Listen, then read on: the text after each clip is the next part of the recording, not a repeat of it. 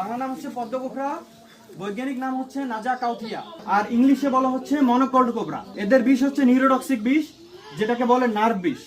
আমাদের শরীরের মধ্যে গেলে আমাদের স্নায়ুতন্ত্র নষ্ট করে, মস্তিষ্কের কার্যক্ষমতা নষ্ট করে দেয়।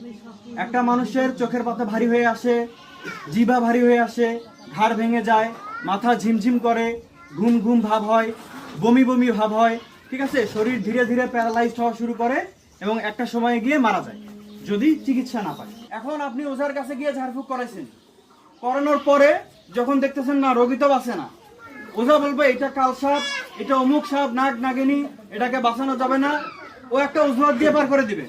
কিন্তু রোগী তো আপনার পরিবারের লোক। আপনি তারপর নিয়ে যাবেন হাসপাতালে, ডাক্তারের কাছে নিয়ে যাবেন, তখনও বেঁচে আছে, ধরেন যে একদম মরা দশা অবস্থা কিন্তু বেঁচে আছে, ডাক্তার চিকিৎসা করতে ধরলেও মারা গেল। তারপরে আপনারা করবেন কি? ডাক্তারের উপর হামলা, ডাক্তার রোগী বাঁচাইতে পারে না, রোগী মেরে ফেলবে।